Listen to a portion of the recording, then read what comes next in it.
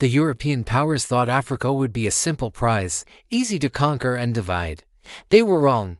For over 40 years, one woman proved them disastrously, spectacularly wrong. Her name was Queen Nzinga. In the 1600s, the Portuguese Empire was a behemoth, aggressively expanding its reach into Central Africa. They were on a relentless hunt for land, for power, and most brutally, for people to enslave. Their colonial machine seemed unstoppable, a force of nature that consumed everything in its path. What they didn't account for, what they couldn't possibly have prepared for, was encountering a leader who understood diplomacy, warfare, and human psychology far better than they did. She wasn't just a roadblock, she was a strategic mastermind who would challenge their every move. This remarkable figure was Queen Nzinga, the ruler of the powerful Bantu kingdoms of Ndongo and Matamba. Located in what we now know as Angola, she wasn't a queen in name only, a figurehead sitting on a throne while others made the decisions. No, Nzinga was the decision-maker. She was a hands-on military commander who led her armies from the front lines. She was a shrewd negotiator who could dismantle her opponents with words. And she was a political tactician of the highest order, always thinking several moves ahead of her adversaries. She embodied the fusion of royal authority and raw, practical leadership. One story perfectly captures her spirit. During tense peace talks with the Portuguese governor, he deliberately refused to offer her a chair, forcing her to stand while he sat.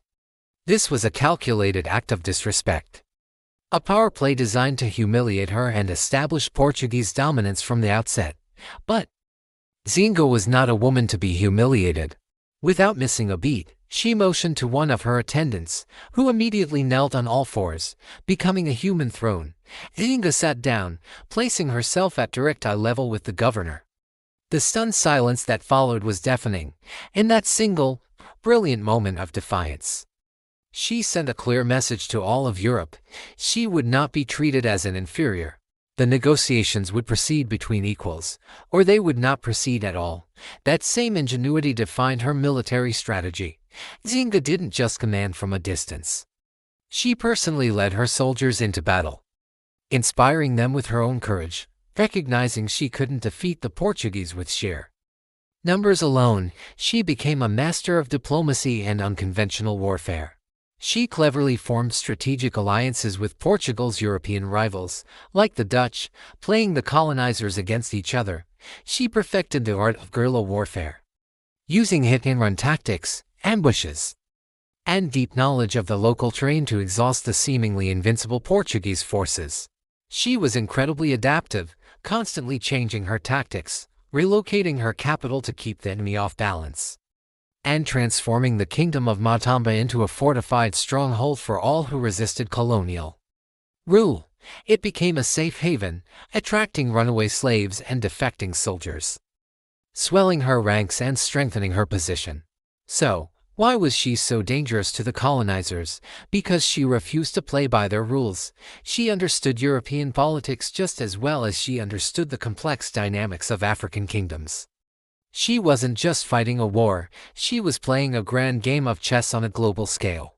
Her relentless resistance and strategic brilliance did more than just win battles. She significantly delayed the full-scale colonization of her region for decades. She protected her people from the horrors of the slave trade and kept her kingdoms fiercely independent, a feat unmatched by most other African states of that era. She was a living symbol of defiance, proving that African sovereignty was not something to be given up easily.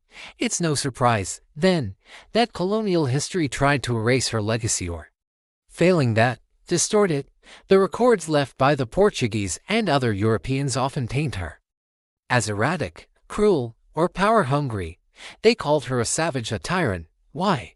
Not because any of it was true, but because she was effective, a strong, intelligent, and successful African woman leader who outsmarted them at every turn. Simply did not fit the narrative Europe wanted to tell the world.